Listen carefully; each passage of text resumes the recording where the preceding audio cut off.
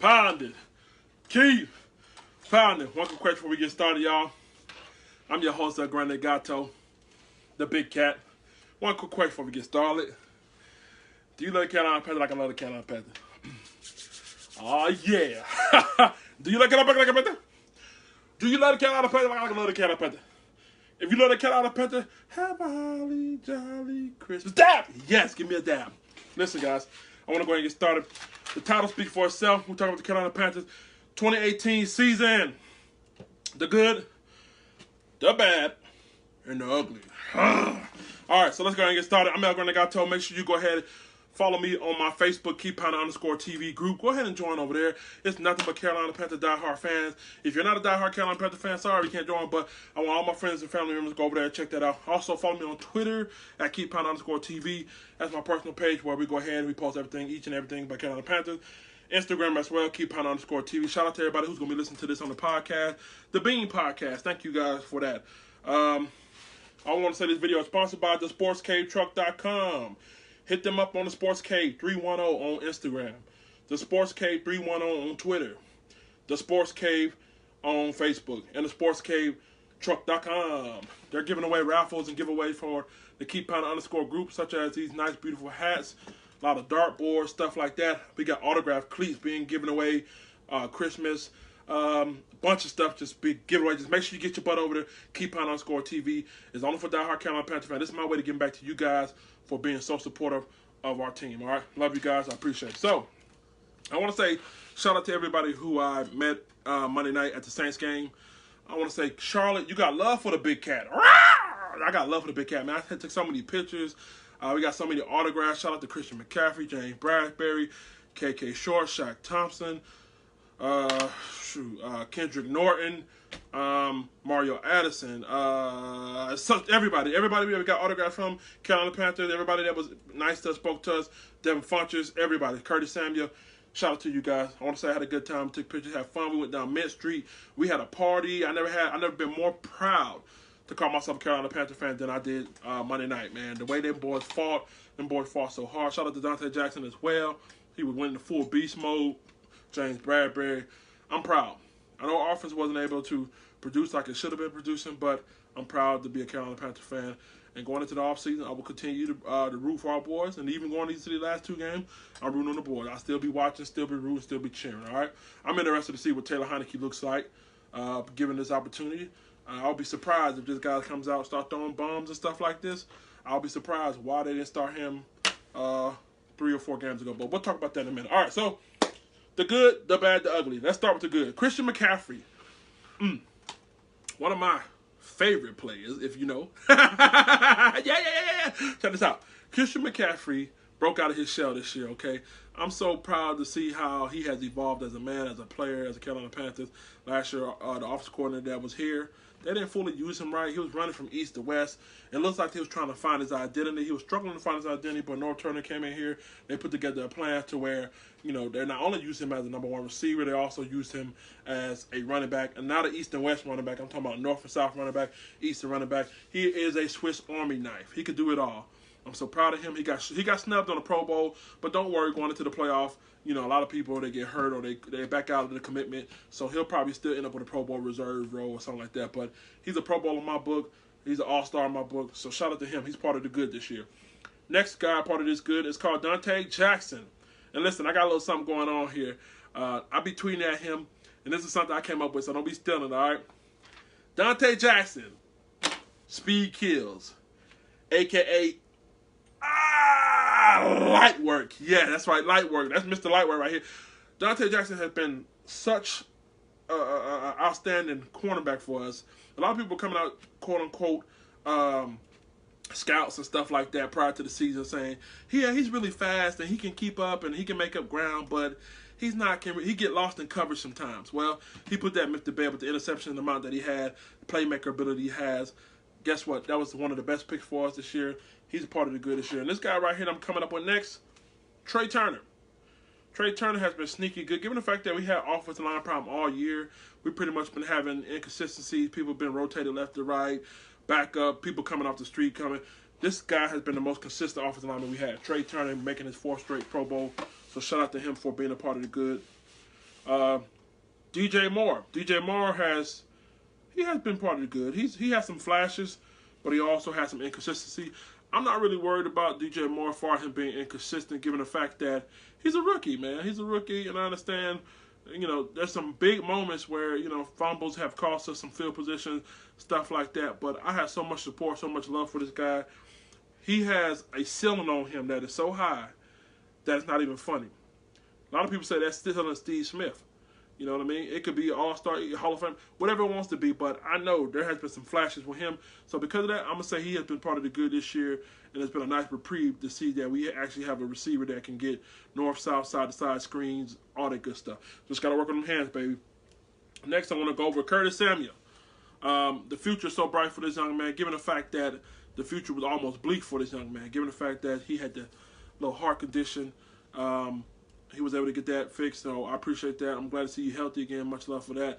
I think with him and DJ Moore coming up in the next year, you're going to see some things. I think North Turner's going to really use these guys' speed to their advantage as far as north and south screens, pick roll, stuff like that, man. It's going to be beautiful to see him. So shout out to Curtis Samuel for being a part of the good.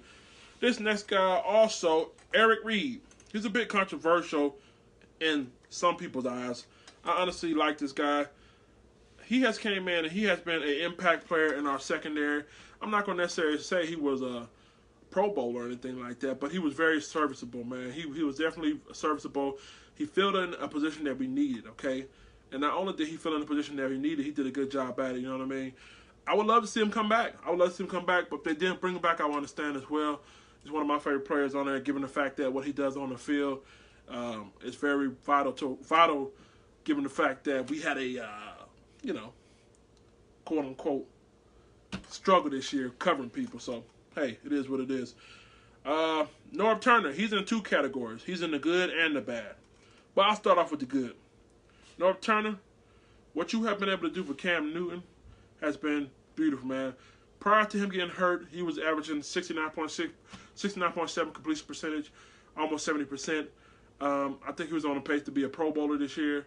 Prior to his injury, you found ways to take what he does good and exploit it against other people's defenses. So shout out to you, man. I honestly think you're a big help to this offense, but you're in another category as well. So we'll talk about you in a minute a little more. Next, Cam Newton is the last person I'll say that's a part of the good. Cam Newton, like I said, he's our quarterback of the future. Whether you like it or not, he's a quarterback of our future. And I think he's a hell of an athlete. I think he's a hell of a quarterback when healthy, okay? Like I said, this year he got off to an excellent start. I honestly think that he's going to be vital for us to get back to the playoff. And he had a good start. And I think, like I said, due to the fact that he was injured, it is what it is. That's the reason why we weren't able to, I guess, go as far as that we would like to go. Next, defensive line. This is part of the bad. We're going over to part of the bad. Defensive line pressure, okay? Now, a lot of people, they like to give our secondary hell, right? They give our secondary and our safety hell, but the reason why our secondary and our safeties and our corners and stuff struggle a little bit, or a lot, or whatever you would like to call it, is because there's no pressure on that quarterback. Check this out. If I tell you to go out here and go cover somebody for 10 seconds, 10 seconds. Just go find one of your friends. Next time, if it's not raining outside, go find one of your friends. Y'all go play football. Cover that guy for 10 seconds. And see if he'll get open. You see what I'm saying? Our defensive line wasn't able to get enough pressure. You know what I mean? Like I said, Pep, I think he's getting older. He might be a little step. We got one of the oldest defensive units out there with Mutterland. We got Mario Addison getting old. KK's getting older. Yeah, so if you don't get pressure, then your secondary looks like trash. So I don't want to necessarily blame all of it on the secondary. It was part of the D-line. But the safety play also gave us some big plays as well. So both of those guys, both of those units were a part of the bad this year.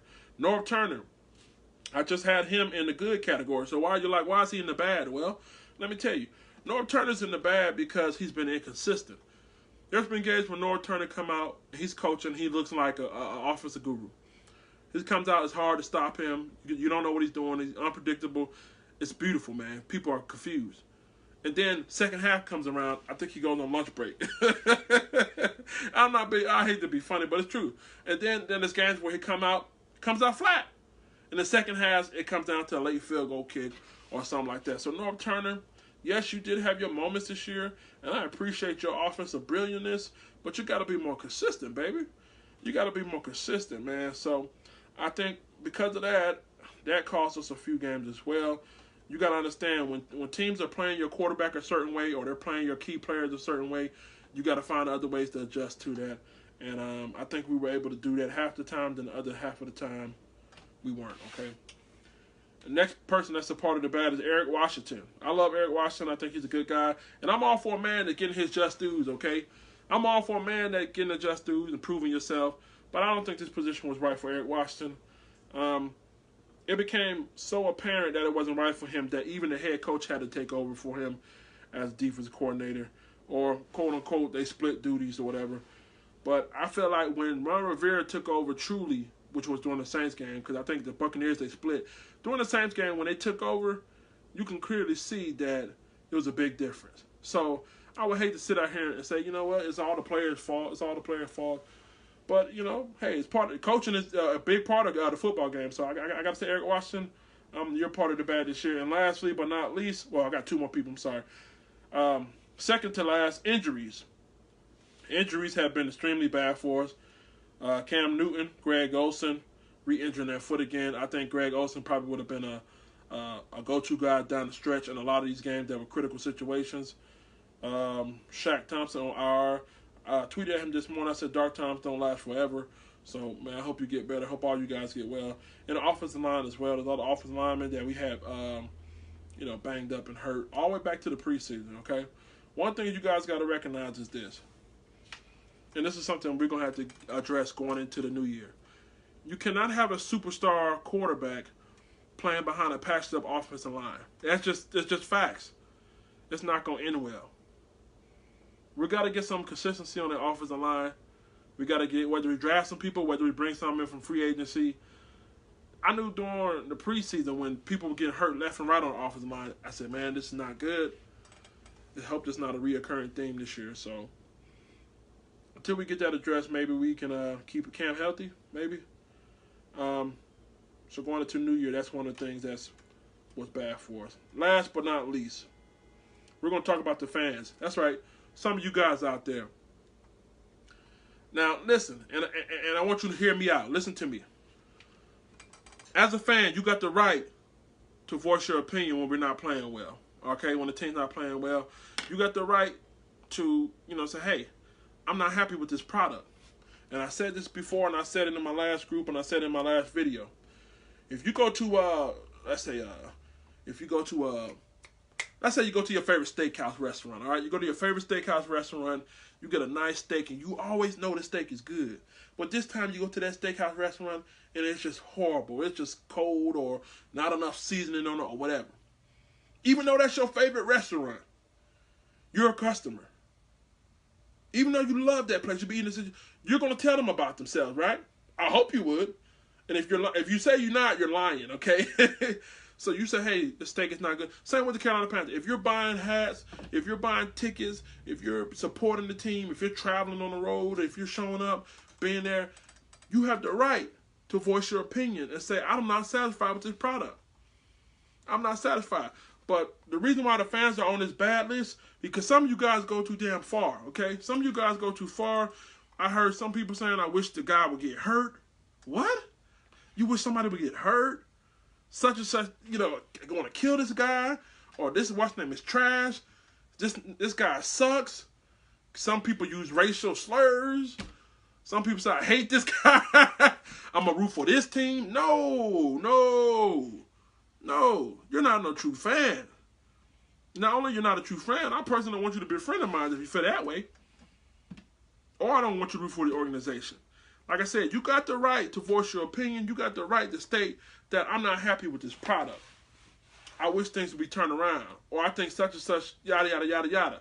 But when you start crossing that yellow line or that gray line or whatever, that's when it becomes disloyal, disrespectful, and all this stuff. Somebody had put out an article out saying the Carolina Panthers need a new fan base. Well, I think that's partially true. Because a lot of people, they don't get it, man. They don't get it. that you just don't turn turn your back on your boys and say hurtful and disrespectful things like that. If you're not happy with it, I understand you're not happy with it, but articulate yourself like an adult or a grown man or a grown woman. Articulate yourself, articulate your feelings, and say this this needs to improve, this needs to change. But when you start talking about I hate and I want to root for this person, I root for this team, or I hate this person, kill that guy, he's a nigger, yada yada yada, shit like that, that's when you cross the line as a fan. So yes, you guys are on the bad list. Not you guys. The people that are doing it. I'm sorry. I got a little emotional. Not you guys, but the other fans, quote unquote fans that are doing it. So those guys are on the bad list. So last but not least, we went over the good this year. We went over the bad this year. We're going to go ahead and dive into the ugly. And I went into this last night, so if you watched my video last night, you'll understand what I'm talking about. This is tough, but I got to say it. The ugly this year is the mishandling of Cam Newton's injury. Okay? Cam Newton's been hurt. If you haven't been paying attention, he's been hurt since the Pittsburgh Steelers game or the Philadelphia Eagles comeback game. One of those. You know what I mean? And they decide to mortgage a 6-2 season on a quarterback who has had a messed up shoulder for almost a year now. Okay? But when he re-injured it during the Philadelphia game, that's what the reports are saying. He re-injured during the Philadelphia game. They continue to play him. So we started our 6-game losing streak against Pittsburgh Steelers. Pittsburgh Steelers, right? So we had Pittsburgh, we had Detroit, and we had Seattle. Okay? Somebody should have took the initiative. And I'm blaming the organization. And when I mean the organization, I'm talking to the people who had the power and the control to say, you know what? Let me get him out the game. Let me rest him, okay? Because the Pittsburgh game, lost. He didn't look the same, all right? Detroit game, lost. Seattle game, lost. I was willing to mortgage a 6-2 season on 3 straight games, okay? I was willing to give Cam Newton 3 straight games, okay? Let me tell you something. If he's hurt, if I'm the organization, if I'm the coach, if I'm an advisor, if I'm an advisor of the board or whatever you want to call it, I'm going to say, you know what? I'm going to give this man 3 games. I'm going to give him the Pittsburgh game. I'm going to give him the Detroit game because they said he was injured in Philadelphia now. Remember this. They said he was injured in Philadelphia. So I'm going to give him the Pittsburgh game, the Detroit game, and I'm going to give him the Seattle Seahawks game. If he can show me that he can make easy passes, if he can show me that he can make the right read, if he can show me that he's not out there, I guess, he's ineffective, just point blank ineffective. If he can show me all 3 of those things, then I'll mortgage these next 6 games on him. I think he's strong enough to get through these next 6 games. In all 3 of these losses, he didn't show us that he can make easy passes. Detroit, Cleveland. He showed us against, he was being ineffective. He wasn't making the right read. He showed you that. So after those 3 games, somebody, hey, woohoo, this guy's not healthy. This guy's shoulder's messed up. Get him out of here. And think about it. Think about this. You gotta understand, this is chess, not checkers, okay? So we're playing for the long term, right?